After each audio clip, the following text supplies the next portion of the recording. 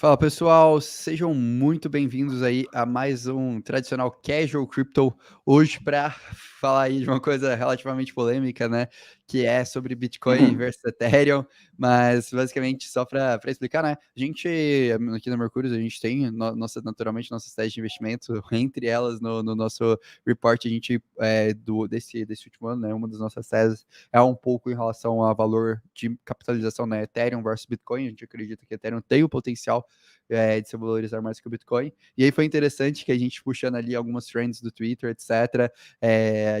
Eu acabei entrando numa discussão, né, com o Alan, uma discussão super saudável, né, um pouco sobre teses de investimento diferente. O Alan ele é autor do Bitcoin Red Pill, que é um livro ali entrando muito na linha, na narrativa do Bitcoin, e aí a gente decidiu chamar ele aqui justamente para trazer um pouco essas duas visões de mercado e tudo mais. É um cara que está há muito tempo no mercado, vou deixar ele se apresentar, mas antes, só deixar aí o Danilo dar uma boa noite para o pessoal.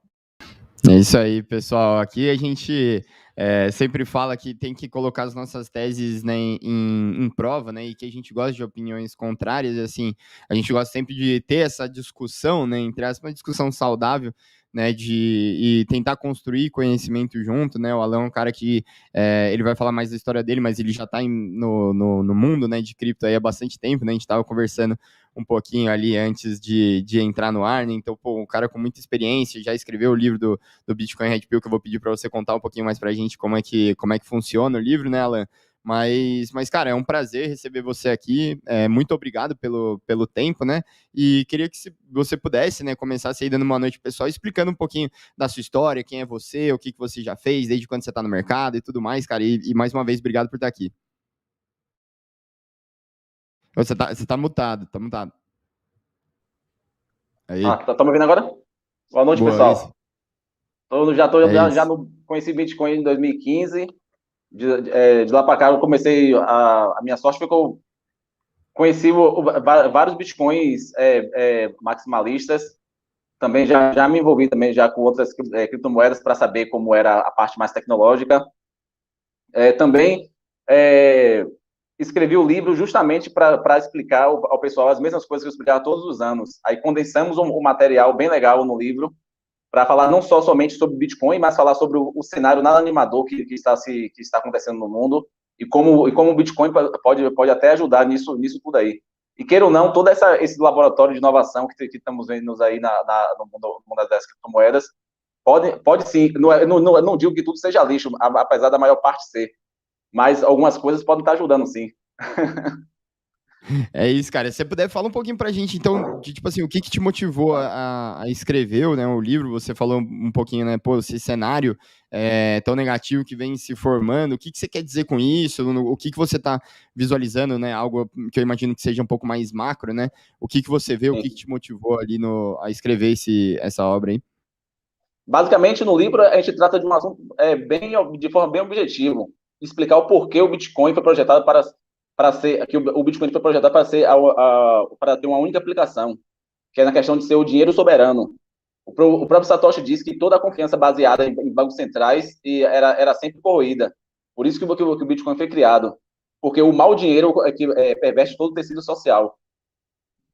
A gente pode ver em diversos impérios antigos, como Roma, Esparta, toda a queda do império não foi devido a alguns fatores que a gente sempre ouve escutar, que o império cresceu demais, teve por conta de guerra, mas não. Todos esses impérios, eles cresceram justamente porque eles imprimiam as suas moedas, ou seja, eles sempre diluíam a sua moeda. Por exemplo, na moeda romana, o denário. A cada ano, eles diluíam com outros metais e ficavam com muito pouco ouro. E com isso, com uma oferta maior de moeda no mercado, causava o fator da questão da inflação. Às vezes as pessoas não entendem que a inflação não é um aumento de preço, mas sim o aumento da oferta monetária em uma determinada sociedade. Com isso, você bagunça todas as preferências temporais das pessoas, faz com que elas se tornem muito mais consumistas, não pensem no futuro. Aí famílias se acabam, acaba acontecendo brigas internas. E o que é que está acontecendo hoje? A questão de todas essas crises que a gente vê por aí. Aham. E como que você vê que o Bitcoin, né, para explicar para o pessoal, principalmente o pessoal que está chegando, né, agora no mundo de cripto, como que você vê que o Bitcoin ele soluciona esses problemas, né, se colocando como dinheiro soberano, né? Por que que ele seria e ele cumpre tão bem aí esse papel? Primeiro, teve a questão do ativo mais antigo, que é o ouro. Só que o ouro ele tem diversos problemas característicos, que é na questão de você não poder transportar ele facilmente e ser de fácil captura por parte do Estado. Já o Bitcoin não, por ele já está no mundo digital, tem uma propriedade, você pode ter uma propriedade digital, onde as pessoas podem estar levando seu patrimônio, como a gente diz, você pode voltar com os pés ou com o bolso. Porque o dinheiro do Estado pode ser facilmente ou sequestrado ou então diluído. E com isso você perde seu poder de compra, ou então você pode perder seu dinheiro, por exemplo. O Bitcoin é justamente porque ele é imune a controle de capitais, diluição, imune à censura. Porque ele não é somente o token Bitcoin, ele não é somente um dinheiro, como ele se propõe a ser, mas ele também é uma rede de comunicação incensurável. Você pode também fazer outras coisas com o próprio protocolo do Bitcoin. Por isso que a gente diz que ele é Uhum. imune à censura, controle de capitais, jurisdições e expropriações. Aham. Não, E o perfeito, que cara. temos hoje Orlando. pode ser facilmente capturado. Aham. Não, perfeito, cara. Acho que. Orlando, queria só te puxar também aqui para, tipo assim, perguntar mais ou menos qual que seria a visão assim da Mercúrio sobre Bitcoin, né? A gente fala muito sobre várias coisas aqui, obviamente, Sim, sim. mas eu acho que para contextualizar essa nossa discussão aí, eu acho que a gente podia falar um pouquinho sobre nossa visão do que para a gente é o Bitcoin, por que ele tem valor, por que a gente entrou nesse mercado. Acho que seria válido ali para a gente conseguir ver se as nossas visões estão em linha com o que o Alan tá falando, ou se a gente discorda em algum ponto aí. Cara, não, perfeito. Vamos lá, né? Eu acho que primeiro eu vou definir um pouco mais para mim, né? O que eu enxergo do Bitcoin, o que eu enxergo talvez de valor dentro de toda essa narrativa, né? Para mim, a primeira grande coisa realmente relevante é essa construção da escassez digital. Então, desde o advento, né, da internet, desde esse processo de digitalização que a gente vive ali desde os anos 80, 90, a gente nunca teve, até 2009, algo que fosse escasso e digital. O que eu quero dizer com isso? A internet sempre foi um local onde você conseguiu imprimir, criar e movimentar coisas de forma muito fácil, muito simples. E quando a gente cria, né, a primeira estrutura de blockchain ali na ideia do próprio Bitcoin em 2009, a gente cria esse primeiro formato, esse arranjo, né, nessa linha de meio de pagamento, a gente constrói a primeira ideia de escassez digital. Por que isso é tão fundamental? Porque basicamente, né, a base de qualquer sistema financeiro, a base aí de boa parte de aplicações de ownership, né, a ideia de posse, ela pressupõe também essa construção, essa ideia de escassez em boa parte dos formatos. Então, isso vale para mim, né, no caso do Bitcoin, quando a gente fala meio de pagamento, e também se expande, por exemplo, quando a gente fala de um cenário como NFTs, outras aplicações que a gente vem criando via plataformas de contratos inteligentes, que aí a gente pode falar realmente de unicidade digital, a gente pode começar a falar um pouco de identidade, etc. E eu acredito que é algo que cada vez mais vai se tornar mais relevante, né? A gente tem um estudo da ARK Invest que mostra muito essa linha, que hoje a gente passa cerca de 30% do nosso tempo online, igual a gente está fazendo agora, nesse exato momento, e que a projeção é que a gente passe ali 50% do nosso tempo online até 2030. Então, realmente, toda essa construção se torna essencial. E aí, no Bitcoin, nessa linha, o que eu acredito que ele tem se tornado, né? Para mim, primeiro, a visão do Bitcoin, eu acredito que ela é mutável, dada a visão um pouco das pessoas, da comunidade, das narrativas que estão imperando ali naquele momento. Então, quando o Bitcoin nasceu, ele nasceu muito nessa ideia, né? Que talvez o Alan comentou um pouco de cash, de ser um capital, um meio de pagamento, uma dinâmica nisso, né? Tanto é que o Satoshi, né, coloca ali o paper, né, peer-to-peer, um meio de pagamento peer-to-peer, e ele foi mudando um pouco sua visão ao longo do tempo, hoje, talvez, quando a gente olha para o institucional, com uma linha de um ativo mais diversificador, essa ideia de quase ser um ouro contra a censura, né, que não seria censurável, entre outras pontas. Então, particularmente, eu acho que eu tenho um pouco dessa visão. Eu tenho uma visão muito mais de algo mutável. Eu não acho que a gente consegue analisar a história, todo esse período do Bitcoin e até mesmo, naturalmente, esse processo de amadurecimento de um mercado de expansão, de uma inovação está buscando, né, o caminho para se tornar algo mainstream, algo extremamente adotado, se a gente não ir variando a narrativa ao longo do tempo, que é um pouco, pelo menos, um dos melhores textos que eu já li até hoje foi um texto do Nick Carter, que ele faz justamente esse exercício no Visions of Bitcoin. Então, resumindo um pouco a visão da Mercúrios, seria um pouco nessa linha. Não, perfeito, cara. E algo que vem acontecendo, né? Um movimento que vem acontecendo muito, contribuindo para que o Bitcoin vem se tornando cada vez mais mainstream. É isso que até o Célio comentou aqui, né? A gente, acho que, não sei se você viu, mas que o prefeito do Rio de Janeiro, né, falou que vai aceitar tributos em BTC, né? E pretende transformar 1% do tesouro da cidade, né, em BTC, né? Isso via The Block, que ele fala aqui.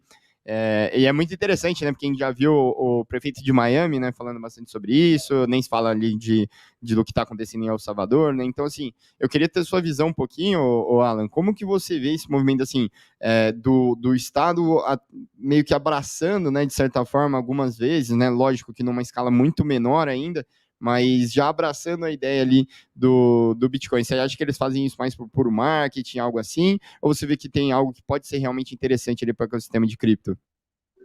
Para entender isso, vou na linha do que o Orlando veio falando, da questão lá do...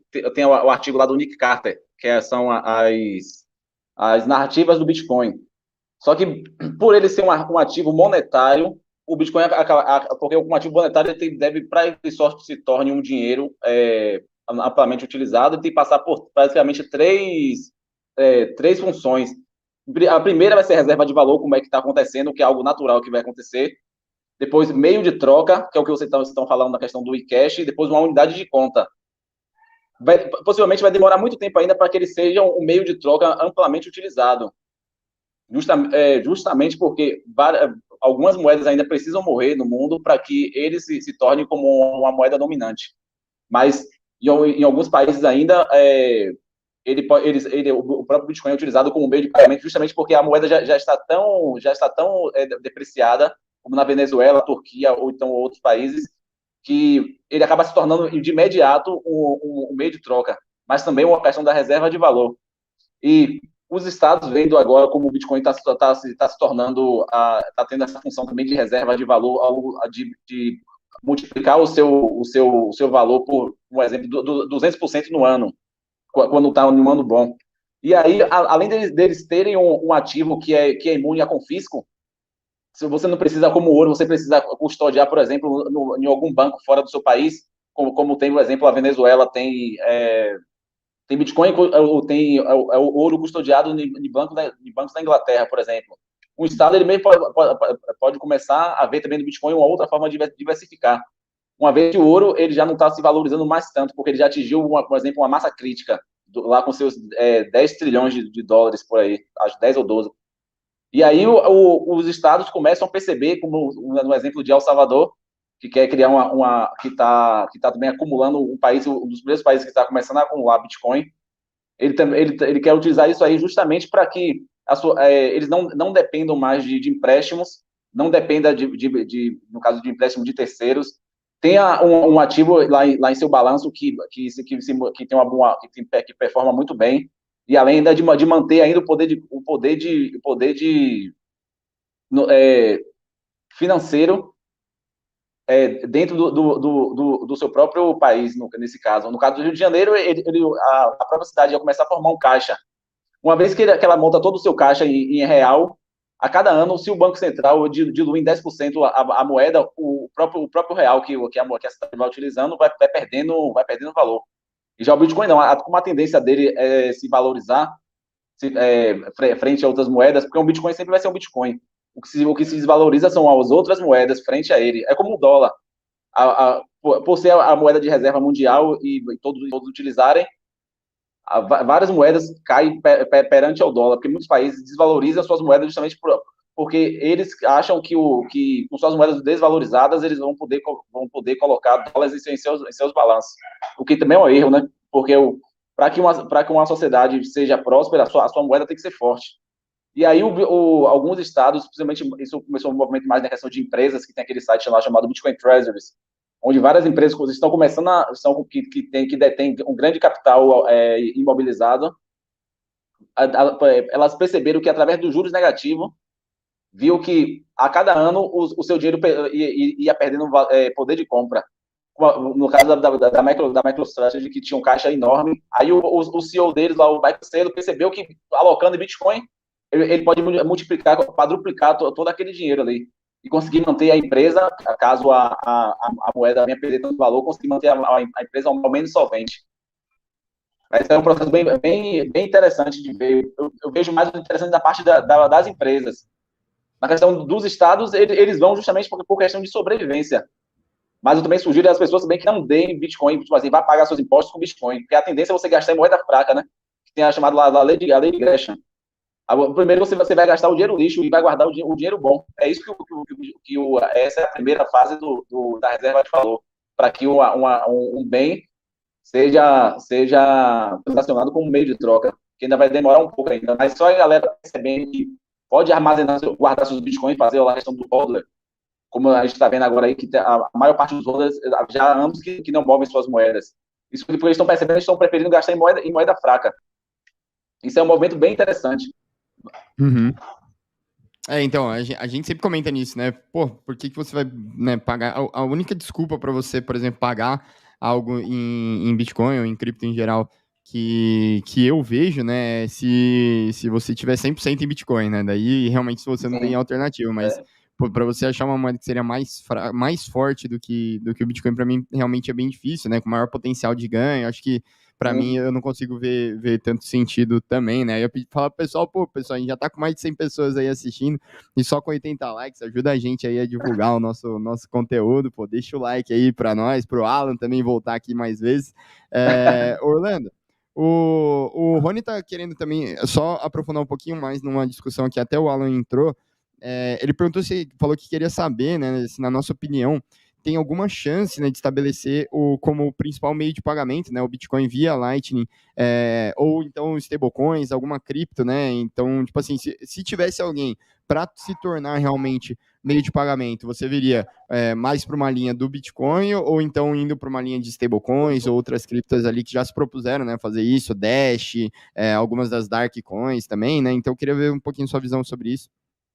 Cara, eu queria puxar um pouco nessa linha aí, depois o Alan complementa. Pelo menos eu vi, eu tive uma discussão algum tempo atrás com um dos caras de research da CoinDesk, que ele mudou um pouco a minha visão em relação a algumas coisas nesse aspecto, mas em curto, médio prazo, eu acredito que stablecoins vão ser a narrativa mais forte, especialmente à medida que a gente constrói, né, essa questão de taxas de transação mais barata. Então, por exemplo, à medida que a Ethereum começa a ter escalabilidade, à medida que a gente tem, por exemplo, a questão com Solana, etc., até porque, né, o mercado tradicional não está tão preocupado, como talvez alguma outra dinâmica. E aí, indo nessa linha de cash, eu acho que hoje a gente não tem nenhuma solução completa no mercado de criptoativos, nessa linha de descentralizado que resolva esse problema, tá?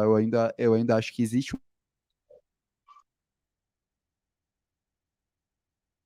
Travou? Acho que travou. Você tá me ouvindo aí? Não, Eu tô te ouvindo. Acho que o Orlando que Tá me travou. ouvindo, né? Acho que só Opa, ele. deu uma. Aí, voltou. Deu uma pequena oscilada aqui, a internet voltou. Beleza. Mas assim, complementando, eu não sei se vai ser via uma moeda algoritmo, se vai vir algo um pouco mais estabilizado, como vai ser. Acredito que existe um espaço nisso. E aí, falando do Bitcoin em si, né? O Bitcoin com essa narrativa de cash, hoje eu acho que o Bitcoin já está estabelecendo a sua narrativa de reserva de valor, mas eu acho que ainda é necessário muita mudança dentro da dinâmica do Bitcoin, ou talvez uma adoção ali, aí seria uma outra ponta, uma adoção pelo mercado tradicional, criando soluções de escalabilidade internas para fazer esse processo. Eu ainda acho que Lightning, apesar de ser uma coisa um pouco revolucionária, ainda é uma coisa que não conseguiu ter a segurança, ter a estabilidade para fazer isso. Por isso que em médio prazo eu acreditaria, sim, na narrativa de stablecoins. Em longo prazo eu acho que é algo aberto, que é tanto possível através do Bitcoin, se ele fizer uma solução muito estável, muito segura de Lightning, quanto é possível através de um formato de moeda algorítmica. Qual que é a minha única dúvida nessa linha, que eu acho muito difícil você ter um formato de e-cash, né, esse modelo de moeda 100% escasso, porque talvez isso gere algumas pressões especulativas que, do ponto de vista econômico, eu não sei se são o formato mais saudável. Talvez a gente não tenha tido uma experiência tão clara disso ao longo da história, até para cravar uma resposta nesse aspecto. E o que você acha, Alan? Você vai mais ou menos na mesma linha aí, cara? Qual que é o seu pensamento sobre isso? Algumas leis econômicas elas não podem ser burladas, né? Assim como a lei da gravidade. É um processo quase instintivo que a galera vai tender a rodar mais bitcoins, justamente porque por ele se tornando frente a outras moedas, que o Bitcoin não concorre com como é que diz? Com outras altcoins ou stablecoins. Ele está competindo com o mercado de títulos de dívidas, com o mercado offshore, com o mercado de ouro, onde ele vai demonetizando todos esses ativos. Porque a galera vai percebendo que existe um potencial aqui de reserva de valor que pode tornar meus investimentos, a minha riqueza, no futuro, muito, muito mais valorizada. Então, a tendência é que a galera comece a gastar mais stablecoin, mais moeda fiat, justamente porque elas perdem valor. Queira ou não, uma stablecoin, por estar lastreada em uma moeda fiat, elas vai tender a ser utilizada no curto prazo como uma moeda uma moeda de troca. Já o Bitcoin, a tendência é que instintivamente que a galera venha a estar guardando mais seus Bitcoins, não utilizando. A Lightning está aí, sim, mas ela está aí justamente para quando o Bitcoin vir a se tornar uma moeda de amplamente utilizada, ela já esteja preparada para receber, estar recebendo mais transações em Bitcoins. Por isso que nesse caso, existem pessoas utilizando a Lightning, existem outras aplicações que podem estar utilizando na Lightning. No caso, por exemplo, de El Salvador, onde eles não tinham uma moeda, não tinham uma moeda própria. Eles tinham somente o dólar como moeda de curso legal e o presidente lá quis também que o Bitcoin também fosse mesmo uma moeda de curso legal. E para isso você não poderia estar utilizando de formato on-chain, mas sim via Lightning. Mas a tendência lá é que a galera ainda vá bem devagar utilizando o Bitcoin, porque mesmo tendo essa possibilidade também de pagar via Lightning, mas isso aí ainda vai ser um processo bem lento ainda. Que a tendência mais é que a galera perceba, a própria população de El Salvador, que é muito mais fácil você gastar seus dólares do que ficar gastando os bitcoins. Mas isso aí é um processo natural. Isso é da dinâmica monetária, das pessoas perceberem, como disse a lei de Gresham. A tendência é você gastar a moeda lixo e guardar a moeda boa. Para quando as outras moedas não terem mais valor, aí sim vai se formar um novo padrão monetário, como foi na questão do ouro, lá no padrão bimetálico. Que existiam outros metais que concorriam junto com o ouro para estar também servindo como moeda de troca. Mas o ouro, as pessoas preferiam armazenar o ouro e utilizar mais prata, mais bronze para estar comercializando. Justamente gastar essas moedas que tinham uma inflação maior e o ouro que tinha uma inflação menor, que preservava valor, justamente para futuras gerações, e as pessoas preferiam preferiam guardar. Quando o padrão bimetálico acabou, aí a galera começou a utilizar mais a questão do ouro, que é a moeda forte. E teve um outro tema que o Orlando tinha falado no final, que foi esqueci agora o... Você lembra, Orlando? Eu queria... não, eu puxei muito que eu acho em relação ao Lightning, que eu acho que ainda tem um espaço muito grande para outras coisas servirem como esse cash, né? Até comentei um pouco moedas algoritmas, de outros pontos. Mas, cara, uma coisa que eu queria puxar aí, que assim, eu já fui algumas vezes criticado, mas particularmente ainda tenho essa visão, ainda não vi nada que mudou tanto a minha visão assim, em relação ao algoritmo de consenso, né? A gente, nesse exato momento, a gente está passando, no caso da rede do Ethereum, por uma mudança do Proof of Stake para o Proof of Work, do Proof of Work para o Proof of Stake, e eu particularmente tenho algumas ressalvas enquanto ao o Proof of Work, no sentido de que para mim, eu acho um algoritmo de consenso em que você precisa de muita quantidade de capital monetário para que ele se torne sustentável. E aí, para mim, eu acho que isso é uma coisa que, na minha visão, se torna um pouco conflitante no Bitcoin. Que é o quê? A gente tem uma rede de Proof of Work. Essa rede de Proof of Work, hoje, ela é mantida pelo subsídio, naturalmente, que a gente tem. E a ideia sempre foi que, à medida que ela se expandisse, você teria mais transações, teria mais operações. Esse capital seria o suficiente para ir mitigando a questão do subsídio e, no final do dia, ela se manteria segura através das suas taxas, dos seus pagamentos. À medida que a gente tem uma narrativa do Bitcoin mais como uma reserva de valor, a gente reduz esse potencial de subsídio. Tanto é que hoje cerca de 1%, né, da receita de mineradores do Bitcoin advém de taxas, o restante vem realmente da Coinbase do Bitcoin. Então, o Coinbase do Bitcoin hoje, esse subsídio que existe dentro da rede, é fundamental para manter a segurança dela. À medida que a gente vai reduzindo a Coinbase, mas que a gente mantém essa tendência de acumulação de Bitcoins, ou seja, de baixa movimentação, da gente ou usar redes paralelas como Lightning, que teriam ali pouco custo, ou grandes remessas, como que a gente faz para solucionar essa questão da segurança da rede? Porque aí, para mim, entra uma questão quase que é uma equação, que é, cara, eu preciso gerar mais valor econômico para que exista o gasto econômico dentro da operação de mineração, da operação de validação. Isso é uma lógica básica para a gente aumentar a hash rate. Foi por isso que o fato do Bitcoin estar expandindo em termos de valor ajuda. A partir do momento que a gente chega a um platô de preço do Bitcoin, e a partir do momento que a gente ainda não mantém essa quantidade de transações por uma narrativa mais de reserva de valor, como a gente faz essa questão da segurança? Porque aí, para mim, eu vejo já uma narrativa, por exemplo, como um Proof of Stake, como a estrutura que a Ethereum está se propondo hoje, como uma narrativa que faz mais sentido, e aí tem alguns outros detalhes técnicos que a gente entra talvez depois, em questões de censura, redução de risco de ataque 51%, etc.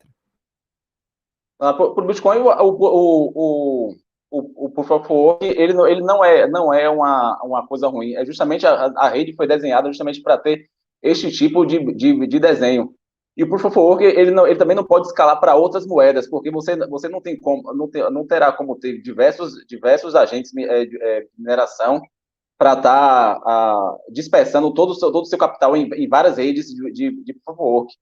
E sim, assim eles vão perceber instintivamente que a rede de maior valor, como o Bitcoin, eles vão preferir justamente despender seu capital para estar investindo na questão de maquinário, para estar conseguindo minerar Bitcoins, mas à medida que o subsídio vai acabando, tá agora em 6, um exemplo, vamos chegar lá na parte de satoshis, que ele vai começar a minerar. E a tendência é que a base de usuários que está utilizando o Bitcoin, ela já ter crescido e venha começar a ter também muito mais transações na rede. Ao primeiro momento, a galera vai tender mais a rodar, justamente porque tem muito poucas pessoas ainda também transacionando Bitcoin e também pelo fato também das moedas fiat estarem perdendo valor. E haverá ainda um incentivo também de qualquer pessoa ainda poder também minerar também, como eu tinha explicado também já no Twitter uma vez a um dos usuários. Ele falou assim, quando acabar as taxas de subsídio, não, ainda vai ter um incentivo ainda da galera querer minerar as taxas para pegar as taxas de transações, sendo que à medida que os anos vão passando, os equipamentos vão ficando cada vez bem mais eficientes e mais baratos, porque a tendência no mercado de tecnologia é que os preços sejam bem mais deflacionários. Você vai ter muito mais poder computacional pagando pouco dinheiro. E as grandes estruturas de mineração, provavelmente elas vão se desfazerem. E assim, dispersando o poder computacional, e a galera vai poder voltar a minerar com computador, com qualquer sua máquina de lavar, por exemplo. Vai ter empresas que vão estar embutindo em um determinado dispositivo doméstico, eletrodoméstico, ou então com outro dispositivo eletrônico. A questão da galera quem querer ficar minerando Bitcoin. Mas isso aí vai ser muito mais lá no futuro, porque as taxas assim ainda vão estar atrativas, porque o subsídio de Bitcoin possivelmente vai estar quase no final, mas ainda assim ele vai valer muito, mesmo ele vamos entrar na questão do padrão Satoshi, ainda assim será como se fosse você também minerando 50 Bitcoins ainda, porque com o valor subindo exponencialmente, a tendência é que o valor do Satoshi ele também suba também. Que um exemplo, chegará um momento que um satoshi valerá mais do que $1, por exemplo. Então, ainda assim, continuar ainda a questão do incentivo ainda das pessoas estar minerando. Possivelmente vai continuar as grandes fazendas de minerações, ou então elas ficarem mais enxutas.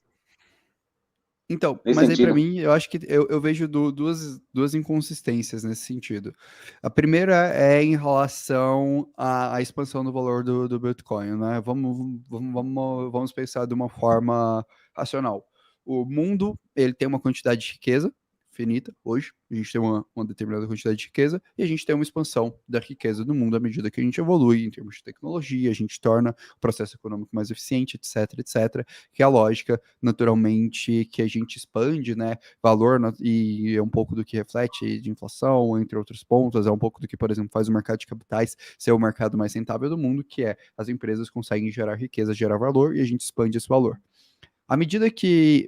E aí, estressando realmente muita hipótese mesmo. Vamos pegar uma suposição que o Bitcoin efetivamente se torne um padrão monetário e efetivamente a grande maioria da riqueza do mundo esteja quantificada em Bitcoin. E também não pode esquecer também que ele vai estar demonetizando essas outras riquezas. Não, sim. À medida que a gente tem justamente esse processo, vamos estressar esse case. Vamos supor que o Bitcoin valha, né? Ou toda ele passe por essa situação e ele seja o padrão mundo e a gente tenha, sei lá, basicamente toda a riqueza do mundo quantificada em Bitcoin, a gente esteja falando de um mercado de, sei lá, talvez 90, 100 trilhões de dólares para cima. Em um dado momento, invariavelmente, a gente chega num platô. A gente vai chegar num ponto em que você absorveu já o ponto máximo de sua riqueza, e aí você está baseado apenas na expansão de riqueza do mundo. Dado que a gente chega nesse momento, somado à dinâmica que a gente tem hoje do Proof of Work, qual que é a lógica do Proof of Work? É uma lógica de que eu dou uma recompensa financeira elevada para que as pessoas despendam mais energia computacional para proteger minha rede. Fato é que, por exemplo, em alguns momentos, se eu não me engano, até o momento de agora, hoje, por exemplo, a rede do Ethereum é uma rede mais segura do que o Bitcoin do ponto de vista de um ataque 51%, porque a quantidade de capital que eu teria que despender para fazer um ataque 51% na rede do Ethereum hoje é mais elevada, dado aos custos de equipamento versus ao custo de hash rate, etc. Feito isso, por quê? Porque hoje as taxas da Ethereum, se a gente for pensar no padrão dólar, são mais elevadas que o Bitcoin. Mas, enfim, só voltando ao ponto. Dado todo esse fator e dado que a gente tem uma tendência de baixa movimentação, à medida que a gente chega a esse platô de preço e à medida que a gente tem uma estabilização da quantidade de movimentações, você concorda comigo que a rede tende, nesse cenário, a começar a se tornar menos segura, dado que a gente não vai ter um incentivo econômico tão forte nessa lógica do Proof of Work, ou não? Não, continuar assim segura, porque haverá um incentivo da galera querer colher taxas na rede, e para isso terá que despender de poder computacional. E não é o caso de que o próprio Proof of Work ele esteja gastando energia. Até porque, se fosse assim, os mineradores eles não iriam atrás de energias baratas, mais eficientes, e energia também que sejam desperdiçadas para estar utilizando. Justamente eles vão atrás desse tipo de energia muito mais eficiente, que os custos sejam complacentes com aquilo que ele vai estar gerando, que nesse caso são os bitcoins. E aí você vê o poder computacional bem lá em cima, porque eles já descobriram novas formas de estar gerando energia de forma muito mais barata, para poder ter o custo de maquinário equalizado e ter também e pegar a recompensa. E na questão do ataque 51%, é quase irrisório a diferença de um valor para o outro do ataque. Durante muito tempo o Bitcoin ficou na frente, mas isso aí não é algo ruim para o Bitcoin, porque quando chegarmos no padrão Satoshi, será mais ou menos como tivesse também no próprio padrão BTC. Isso aí não tornaria a rede menos segura, porque o custo de maquinário tenderá a cair ao longo do tempo devido à lei de Moore, como a gente pode ver na questão da fabricação dos chips, que a cada ano os chips se tornam muito mais eficientes. E a questão de maquinário, cada um vai poder ter sua SIC, a melhor SIC que é considerada hoje, as pessoas comuns poderão ter também em suas casas também. Ou qualquer outro tipo de material eletrônico poderá também minerar Bitcoin também. Isso aí não tornará a rede mais segura, terá muito mais gente despendendo mais poder computacional. Mas o que eu digo não é o poder computacional em si, mas o custo, mais uma lógica de proteção, né, dessa dinâmica. Porque o que eu quero dizer aqui você concorda comigo que quanto maior o incentivo econômico, se existe dentro de um sistema de Proof of Work, maior a segurança desse sistema, para médio e curto prazo, vamos dizer assim. Neste caso, sim. Agora sim, porque a galera está vendo que você minerar, um exemplo, tem uma pessoa solo que minerou os 6,5 bitcoins. Conseguiu dentro de uma máquina, dentro de sua casa, conseguiu.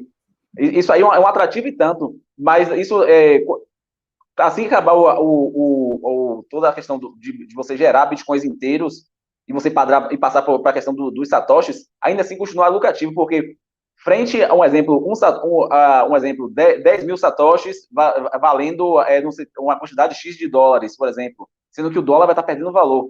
E aqueles satoshis que quando acabar os bitcoins inteiros, chegaram no subsídio de satoshis, ainda vai ser muito maior, vai ser em termos proporcionais do que em dólares também.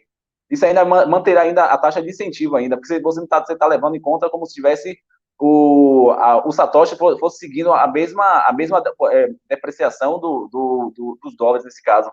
A tendência é que as moedas fiat tendam a zero, percam valor, como o dólar já perdeu mais de 80% do seu valor, e vai seguir nesse sentido decrescente. Porque um Bitcoin sempre vai ser um Bitcoin, mas a percepção de valor que o pessoal vai ter em relação aos custos de produto que estão altamente inflacionados. Como as pessoas dizem, como eu sempre digo, a cada ano eu estou ganhando muito mais poder de compra, porque praticamente eu estou quase 100% alocado em Bitcoin, por exemplo. E para mim, se eu for comprar um frango, para mim não vai fazer diferença, porque a valorização que eu tive com o Bitcoin superou a inflação em moeda fiat do próprio frango. E aí, nesse sentido, o satoshis valerá as pessoas sabem que tem o Bitcoin, o BTC, depois vem satoshis, depois satoshis, micro satoshis, que são divididos em 8 casas decimais. Isso tende a aumentar frente ao poder de compra das próprias fiat, nesse caso. Isso não vai ser uma constância, uma vez que as fiat nunca vão poder voltar novamente à sua valorização. Uma vez que o valor do dinheiro é perdido, não tem mais volta nesse sentido. Não, sim, mas eu digo muito mais, eu estou falando num cenário em que a gente está pré-assumindo, né, esse padrão, a gente está pré-assumindo que a gente já fez toda essa expansão, a gente está num platô de preço, a gente vai chegar num platô de preço no Bitcoin, não tem como algo se valorizar de forma infinita. Não, isso não, porque a gente chega num platô de preço. Isso sim. Que a gente chega num platô de preço em que e a gente ainda está no momento em que as taxas não estão crescentes, a gente está estável nessa taxa, a rede tende a reduzir sua segurança pela uma lógica de Proof of Work, porque a lógica de Proof of Work é uma lógica em que eu preciso de mais incentivo econômico para gerar mais segurança. Então a gente tem uma estabilização nesse sentido. E talvez até um decréscimo de segurança. Não, haverá pessoas que trabalhar colhendo taxas da rede. Isso é uma coisa normal, vai estar despendendo poder computacional para estar recolhendo as taxas. Como chegamos a um exemplo no padrão Bitcoin, eu não creio que será tudo cotado Bitcoin, até porque eu creio mais ele, como um dos artigos escrevi, ele será uma camada de liquidação final, como o ouro foi. Outras camadas de crédito de ouro, de hipotecas de ouro, toda essa questão aí foi tudo se formando em cima de um padrão de liquidação, como também funciona hoje o padrão Fiat também. Existe lá a camada de liquidação dos bancos centrais, em cima dela você tem outros produtos financeiros que são criados, que são créditos, toda essa parte vão criando uma financiarização em cima. Vai poder rolar também stablecoins que se aproveita do poder computacional do Bitcoin, da segurança dele, por ele estar se tornando uma camada de liquidação final, como é hoje, que também funciona também, e haverá também pessoas também dispostas a despender computacional para manter a segurança da rede, porque como tem muito capital investido nessa rede, empresas, pessoas que têm produtos haverá sim, ainda assim haverá um incentivo não necessariamente monetário, mas de segurança de todo o ecossistema. Para o minerador, por exemplo, para ele não faz o menor sentido ele atacar a rede, sendo que quem protege de fato a questão da rede é a mineração, não os mineradores. Como teve ontem lá no uma das TVs lá com o Bruno, ele explicando isso de forma bem detalhada. Também dá para entender isso muito bem, que é a questão de a parte da mineração.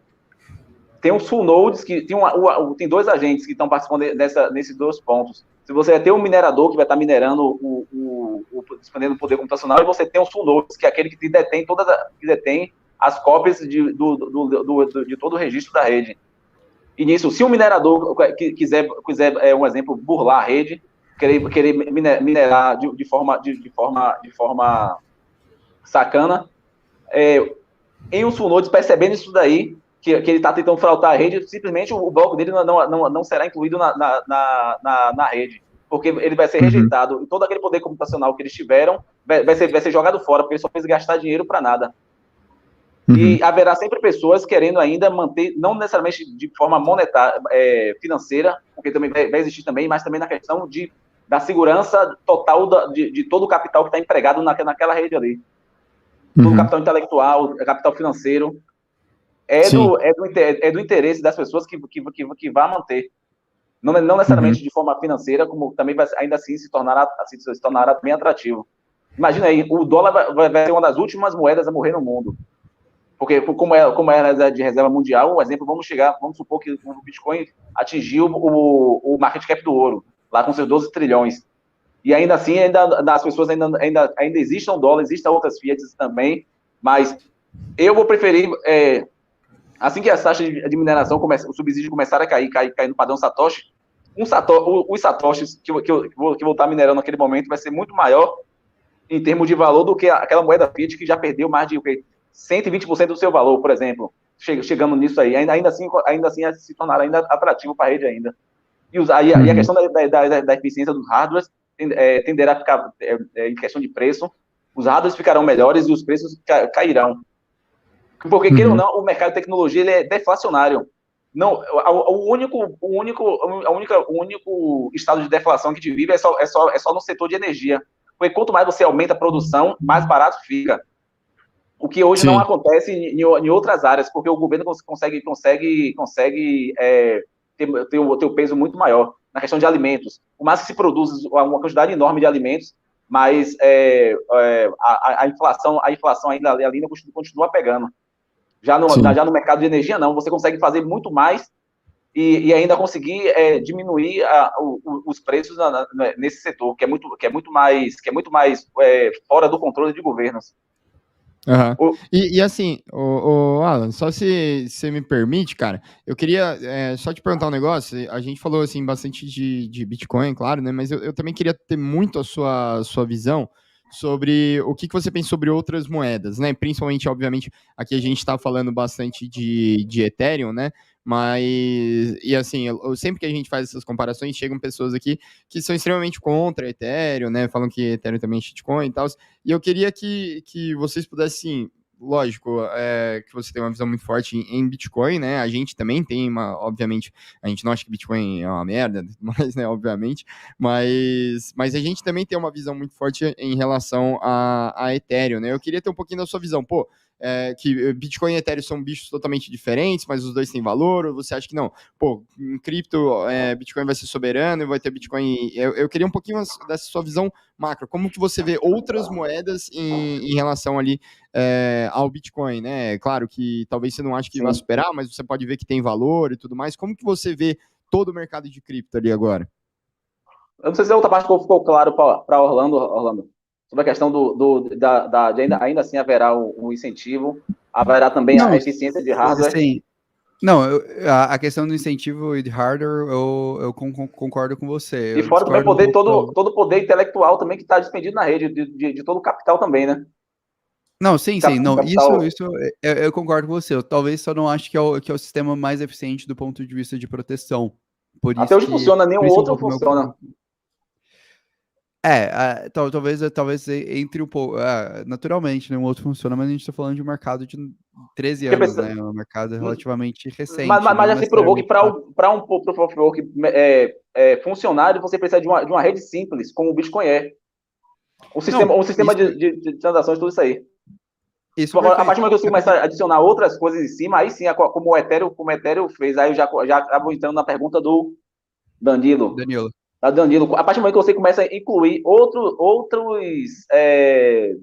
outras características da camada base, aí sim você começa a ter problema, como o Ethereum teve, logo na criação lá que eu tinha dito, que eu tinha acompanhado toda a parte do desenvolvimento do Ethereum, como o Vitalik queria, porque queria que o Bitcoin também a modificasse seus upcodes para que os contratos inteligentes que o Bitcoin possui, isso aí não é nenhuma exclusividade do Ethereum de qualquer outra plataforma. Toda a parte de interna que acontece no Bitcoin é tudo ali um contrato inteligente, só que de forma bem simplificada.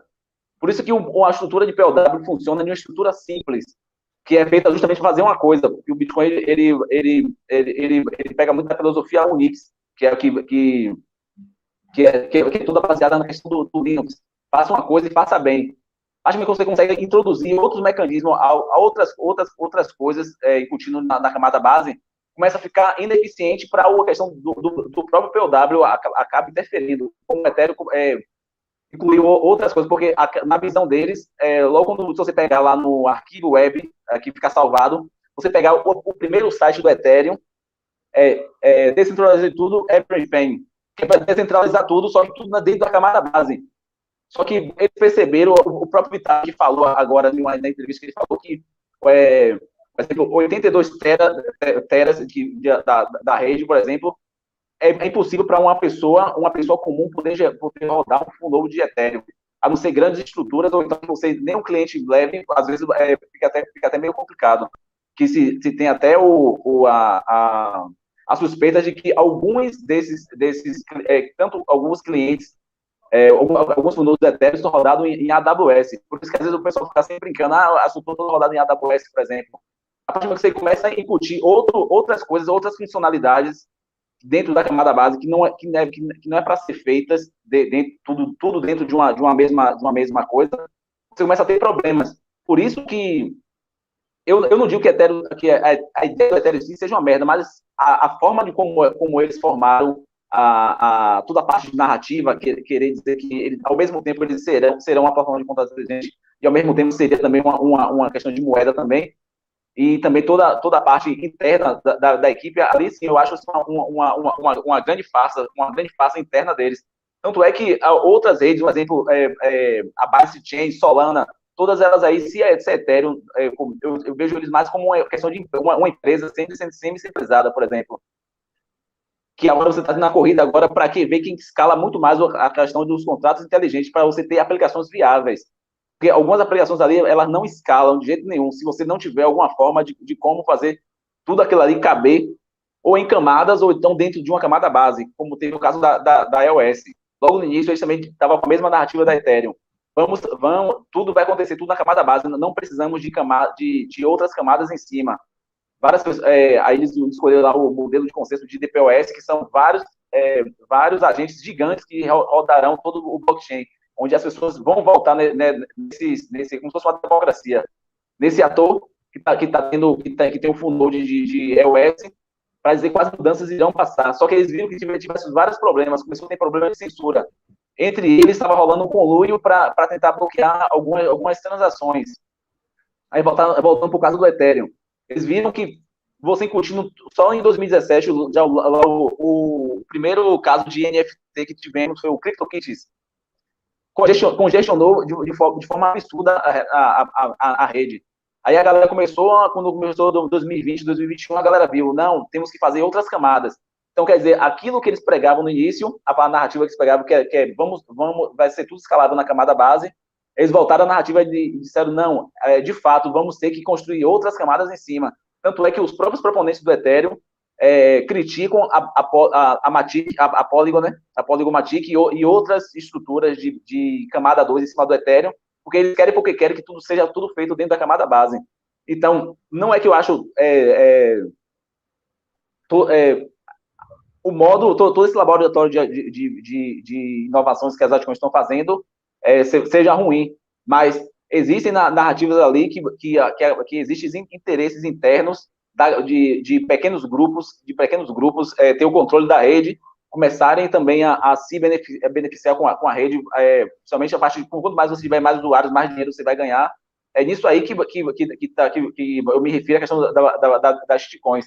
Eu particularmente acho que quanto mais umas plataformas dessas de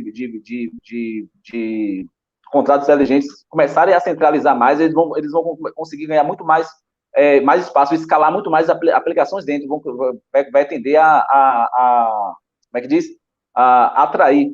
Porque se você tiver estruturas que você possa, de forma mais centralizada, fazer outras aplicações rodarem, vamos cair de novo naquela mesma, no que acontece hoje em dia. Várias aplicações de aplicativos são tudo rodado também em servidores na nuvem, tanto da Microsoft quanto da Amazon. E vamos voltar novamente, porque algumas coisas não têm condições nenhuma de ser descentralizada. Ou você vai descentralizar e atingir o menor número de usuários, ou você vai centralizar em algumas áreas para você atingir um maior número de usuários. Aí também, esse é um dilema que algumas plataformas também estão passando. Como você viu lá a Solana, que dizia que tinha não sei quantas transações por segundo, aí do nada a rede parou. Aí dá sempre dá sempre esse circuit break aí na rede, que eu ainda não entendi o que é que os caras fazem, que eles, mesmo com a estrutura um pouco sempre centralizada, e a rede ainda para. E você existe Então, também. na verdade, no Hã? caso da Solana, a rede aí é um erro técnico, é uma interpretação e realmente falta de conhecimento da estrutura da Solana, que no caso a rede não parou, né? O que aconteceu, o primeiro momento foi o seguinte: a rede da Solana ela tem uma estrutura de Proof of History, que é uma mescla entre Proof of Stake e Proof of Work, mas no final do dia ele utiliza a eficiência estrutural do Proof of Work para fazer a parte de processamento e em cima disso utiliza a validação de uma estrutura de Proof of Stake para gerar mais segurança. A grande questão é que na sua estrutura não estava prevista, né, o pico de transações que eles tiveram através de um ataque DOS e começaram a ter múltiplos forks dentro da rede, algo que é relativamente comum quando a gente fala de um primeiro momento de primeiras aplicações, né? Test stress, a gente viu isso talvez em 16 com a Ethereum, com o DAO Fork, a gente viu isso no início da história do Bitcoin, inúmeras vezes quando ele acabou caindo, quando a gente acabou mudando a estrutura, seu código, entre outras pontas, e isso é natural, a gente está falando de códigos open source, e aí, a partir dessa super bifurcação da Solana, acabou que não existia um consenso global naquilo. Nisso, tiveram que resetar a rede. Em que sentido, né? Propuseram uma nova atualização a partir de um bloco que sabia-se que era canônico e demorou 15 horas justamente porque você teve que ter o consenso entre a grande maioria dos validadores para convergir a isso e liberar a rede. Depois disso foram feitas atualizações que resolveram parcialmente, tanto é que a rede nunca mais ficou fora do ar, mas as questões de lentidão são justamente o formato que a Solana encontrou de resistir aos ataques de DDoS. Algo Só que inclusive começou o está sendo marketing meio muito dizendo que é discutido. imparável, né? Não, naturalmente, mas eu acho que isso daí, até aí, a gente está falando de coisas que são completamente experimentais, ou talvez até o Sim. próprio Bitcoin a gente possa falar que é algo naturalmente experimental. A gente está falando de redes de 13 anos que estão passando pelos testes de stress, que O teste até do tempo também, né?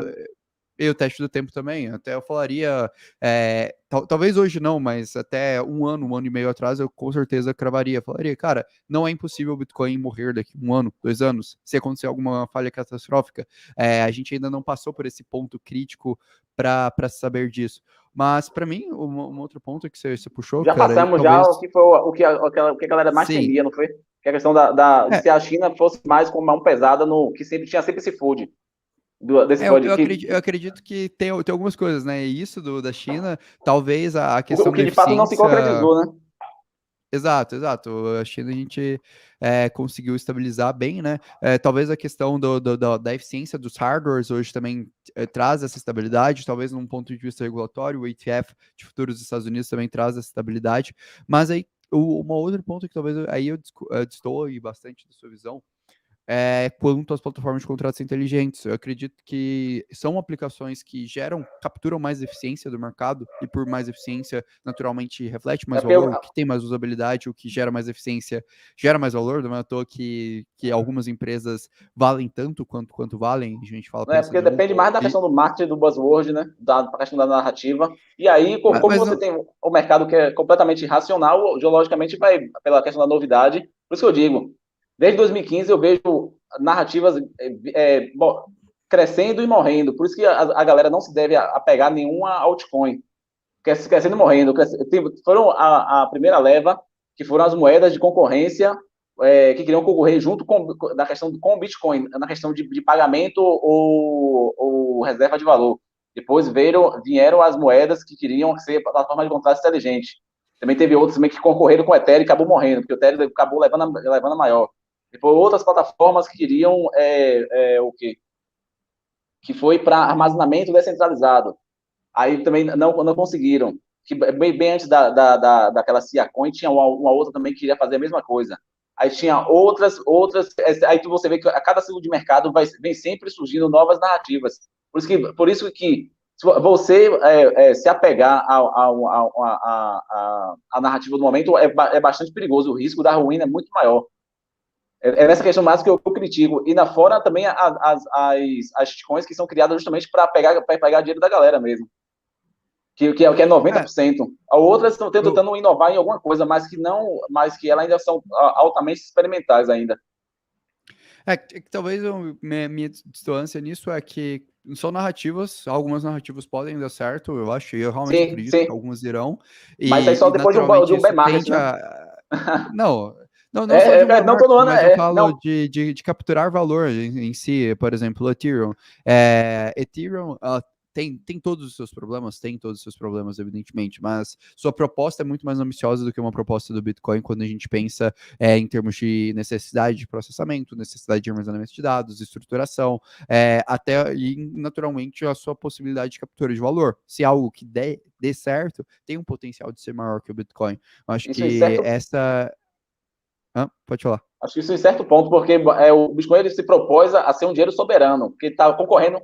Não é com altcoin, estão correndo com títulos de dívida, com o mercado de ouro, questão offshore. Agora, já se foi discutido já nos fóruns de Bitcoin que não é para ficar incluindo nada de estúpido ou sem necessidade na camada base. Quem quiser que vá criando outras camadas em cima do Bitcoin.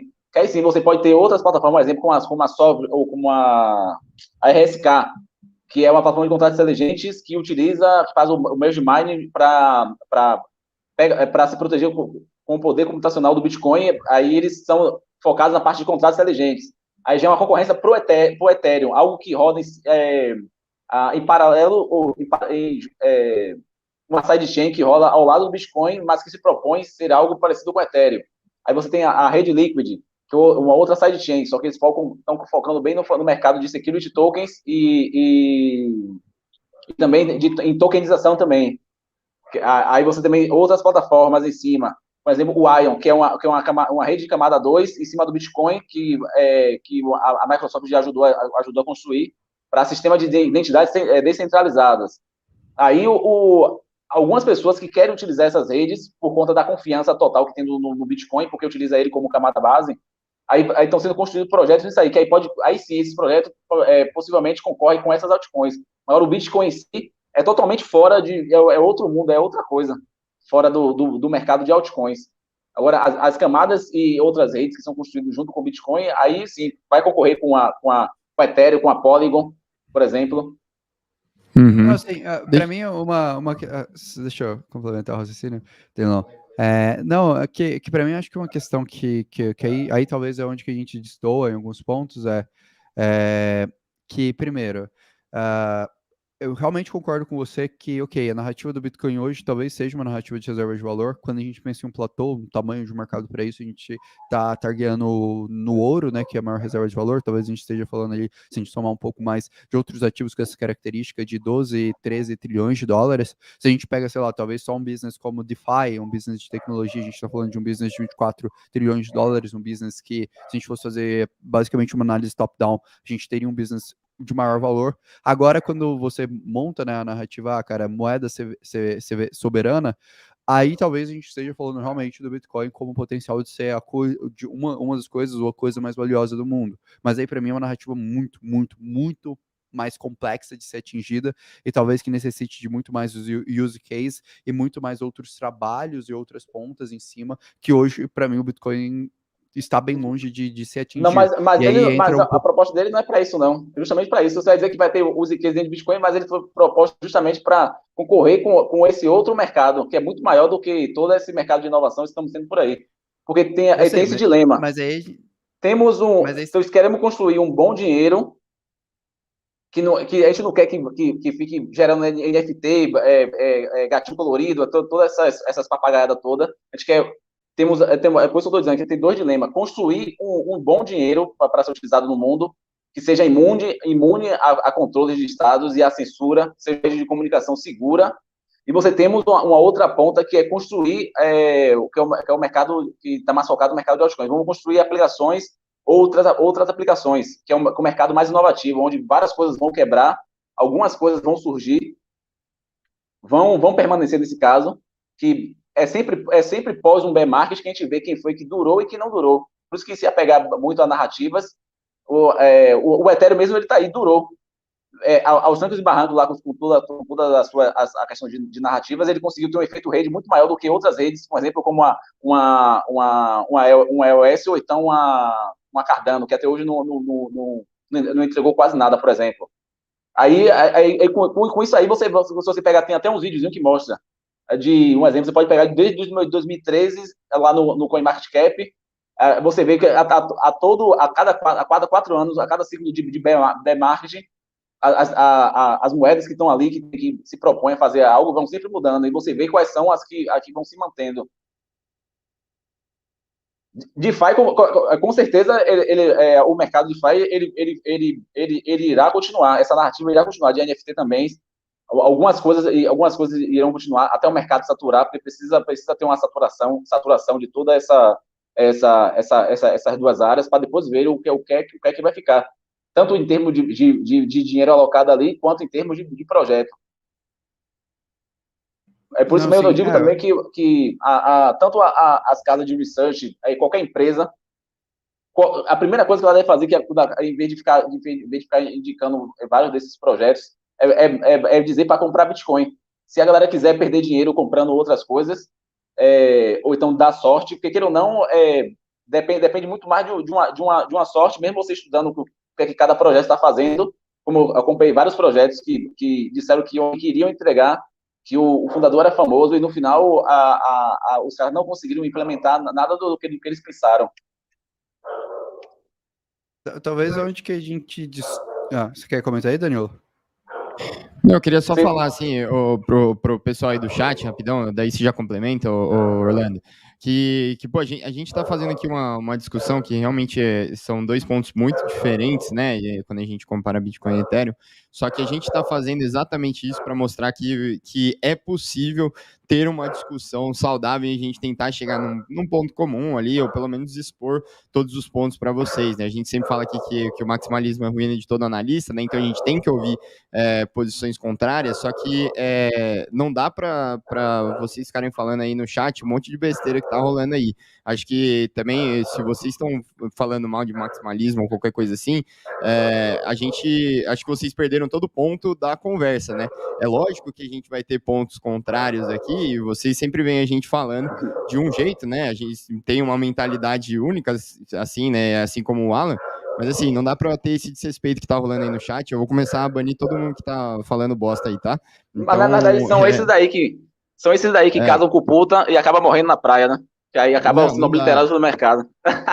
Porque daí, assim, se a incapacidade de ouvir uma opinião contrária, assim, é o que impede você de crescer. Então, assim, a gente, lógico, que sabia, né, desde sempre que a gente não concorda em algumas coisas e a gente quer demonstrar que tem maturidade. Então, assim, só para concluir, também não vou querer ficar dando lição de moral aqui, mas assim, a partir do momento que vocês começam desrespeito aí, eu vou só eu consigo suspender aqui todos os comentários, Então, só peço que, porra, se vocês têm um ponto realmente sobre o que o Alan tá falando, o que o Orlando tá falando, o que eu tô falando aqui, não tem problema, mandem aí no chat, aí a gente conversa, adoro receber opinião contrária, né? Mas com respeito, por favor, tá?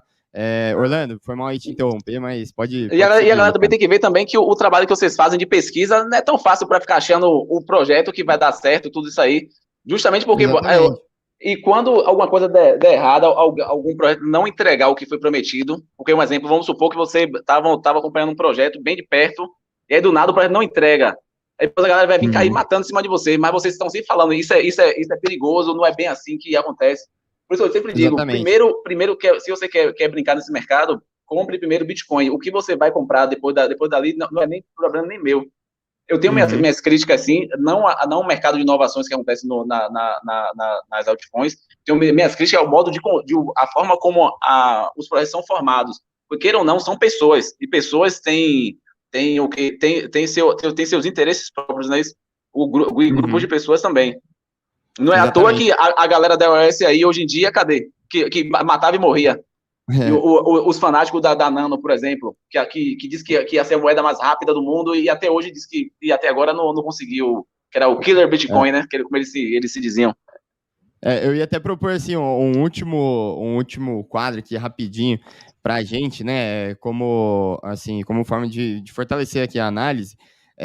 Como assim a gente está se posicionando nesse embate ali, né? Entre Bitcoin, Ethereum e tal. Eu queria entender, assim, vamos inverter um pouquinho as posições, né? Acho que todo mundo sabe que as coisas normalmente não são perfeitas e tudo mais, então eu queria que você, Alan, e você, Orlando, falassem assim, qual que, na sua opinião, Orlando, é o pior ponto da Ethereum, né? Então, o pior gargalo, o que ela precisa mais melhorar, e que você, Alan, criticasse o Bitcoin. Então, assim, o que, na sua opinião, Tem várias críticas deve também. ser melhorado, Sim. entendeu? Pra gente ter um pouco dessa visão. Não sei qual dos dois quer começar. E se quiser começar, Orlando, falando do Ethereum. Não precisa nem ser específico, né? Pode ser do mercado também e total também, algum conjunto de críticas que tenha. Não, eu acho justo do Ethereum. Eu tava lendo recentemente um texto, agora me foge o autor, mas eu acredito que na análise ela sempre passa por um processo de que a gente gera, em um dado momento, um viés. E a melhor maneira de quebrar o viés é sempre você tentar contrapor ao seu próprio viés. Então, acho que é um exercício extremamente saudável. Frente ao que diz o Ethereum, cara, para mim, a grande questão que hoje eu sinto em relação ao Ethereum, que para mim é a grande ressalva, é realmente a capacidade de se tornar escalável para suas aplicações. E aí, cara, é uma crítica particularmente minha, até um pouco uma visão um pouco mais ideológica. Eu realmente acredito que uma estrutura que eles estão propondo modular, ela não vai ser o suficiente para ser tão escalável quanto tudo que está sendo proposto. E em cima disso, eu acredito que a Ethereum, em um dado momento, ela vai ter que tomar decisões mais centralizadas em termos de estrutura de hardware, em termos de estrutura em termos da sua estrutura em si. E para mim, esse ponto é um ponto que vai pesar, porque eu vejo, assim como, por exemplo, para mim há algum maximalismo, eu acho uma visão ideológica particularmente errada do Bitcoin, não querer mudar sua estrutura, mas enfim, isso daí entra outro juízo de valor. Eu também acho uma visão relativamente errada da Ethereum de sempre bater nessa tecla de tentar construir uma estrutura super robusta, mas ao mesmo tempo que seja aberta para todos validarem, fazer esse processo. Eu acho que são duas coisas de certa forma compatíveis. Talvez essa seja a minha maior crítica a Ethereum, e aí no final do dia ela se resume a uma coisa que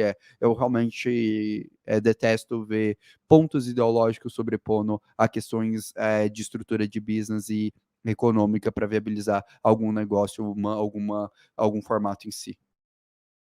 Legal. E você, Alan, qual que seria, assim, sua principal crítica ao Bitcoin? Só para a gente já passou aí de 1h10, né, de live. Então, só para a gente fechar aí, cara, qual que seria o principal ponto de melhora, assim, sua principal crítica ao modelo, ao projeto, né, a tudo, né, toda a estrutura ali do Bitcoin? Eu só te mutei, eu acho, naquela hora, porque não, de boa. cachorro aí no fundo. Tranquilo? Foi isso mesmo. Tá tranquilo. Na verdade, a minha crítica, na verdade, ela já veio sendo, eu não diria resolvida, mas está mais clara. Hoje em dia, para mim, está muito mais claro que foi na questão de como escalar a rede. Não, tipo assim, eu sabia que eu já tinha entendido que na camada base do Bitcoin não dá para escalar, porque ele, além de servir como uma camada de liquidação final, como ele será, e as transações que estão ali, caso você aumentasse o tamanho do bloco, como foi na guerra do Bcash, você centralizaria ainda mais a rede, começaria a fazer algo que não era para fazer agora, como o Bcash fez. Isso seria uma solução de muito mais à frente para você poder comportar algumas poucas mais transações. Mas aí começou a se movimento no mercado da galera trabalharem mais nas soluções de escalonamento do Bitcoin, que na camada 2, como a Lightning, começou a surgir a própria RSK para adicionar mais contratos inteligentes ao Bitcoin, se utilizando da proteção da camada base. Começou também a Liquid, e todas essas aplicações fora do Bitcoin, ou então ao lado ou em cima do Bitcoin, acabaram ganhando uma atração tão grande que hoje em dia eu consigo vislumbrar como é que pode ser escalado, de fato, o próprio Bitcoin. Por exemplo, teve uma outra solução de escalabilidade do Bitcoin chamada Sinon, acho que é Wii1, onde você vai poder criar tokenização em cima da própria rede Lightning. Por exemplo, a mantenedora da Tether, a Ifinex, vai começar também a disponibilizar também stablecoins Tether em cima da própria rede Lightning. Eles estão trabalhando ultimamente, eles tinham uma rede chamada Omni, onde foi originalmente lançado o Tether, que era uma camada em cima do Bitcoin, só que como eles viram que começou a ficar lento as transações na Omni, aí começaram a expandir para a rede Ethereum, para o Tron, que eles viram também na Ethereum, a galera estava pagando muito mais gas. Eles começaram a utilizar a Tron porque tinha muito menos fee. Aí eles viram também que a rede Lightning tem um potencial muito para além de sistemas de pagamento, de micropagamentos. Poder também criar um sistema de tokenização. Aí, a partir daí, que tem até um artigo do Nick Batia, que é Dinheiro em Camadas, onde ele mostra como foi que o ouro começou por ser um ativo que tem algumas características, por exemplo, não dá para você ficar transacionando ouro para cima e para baixo devidamente por custo de logística. A mesma coisa ocorre na camada base do Bitcoin, que só pode somente 7 transações por segundo. Mas você fazendo transações em cima de outras camadas e você liquidando tudo de uma única vez na camada base, você consegue vislumbrar outras aplicações que o Bitcoin pode ajudar, servindo como uma camada de liquidação. Por isso que eu disse, por isso que eu sempre digo que escalonar na camada base é muito complicado. Mas outra coisa, você criar aplicações que funcionem bem junto com a camada base, isso para mim não estava tão claro, até eu ver como a própria Lightning evoluiu.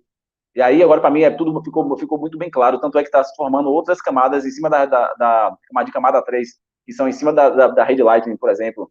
Isso aí ganhou um engajamento tão grande na comunidade Bitcoin, que outros desenvolvedores, aí você começa a dispersar desenvolvedores para, em vez de ficar só focado no protocolo principal, você começa a resolver outros tipos de problemas em si para criar outras aplicações em cima da camada.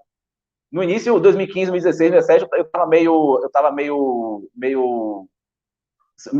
um pouco cético ainda, apesar de estar mais otimista, mas aí depois, quando chegou 2020, eu vi que empresas do setor começou a financiar desenvolvedores, projetos de outras empresas sendo criadas em cima para tá criando mais outros use cases para o Bitcoin.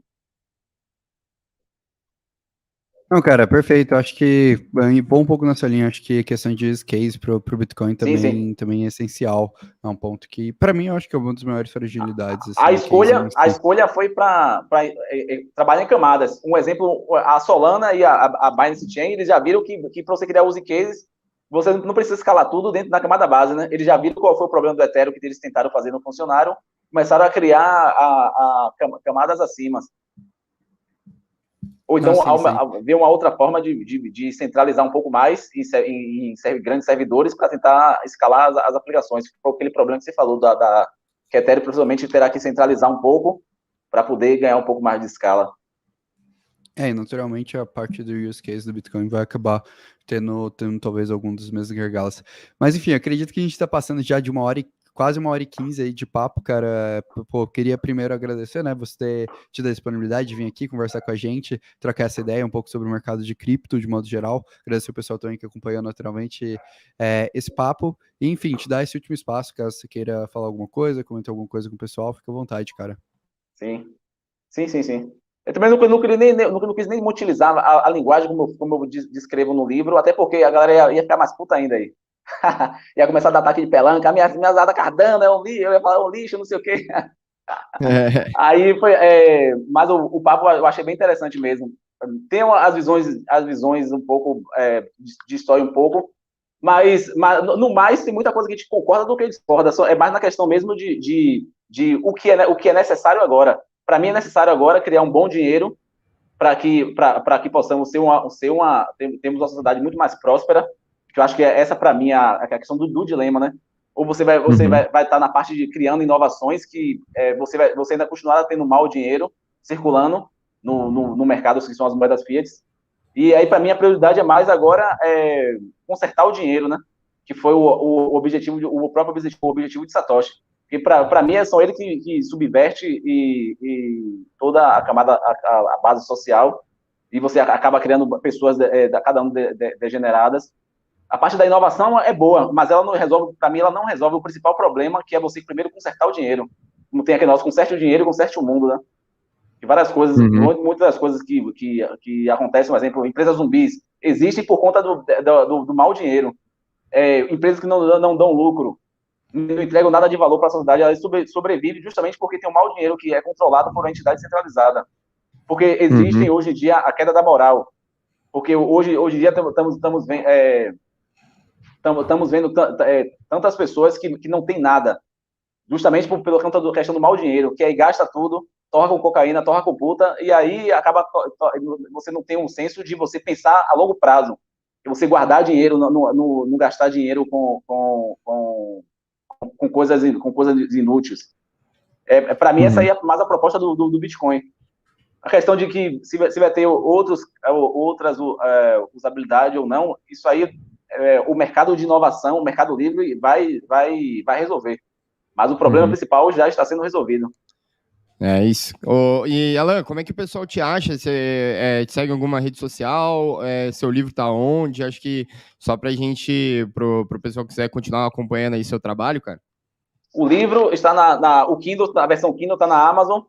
Também tem lá o disponível também lá no nosso site também. Você pode comprar em outros canais de venda do livro físico.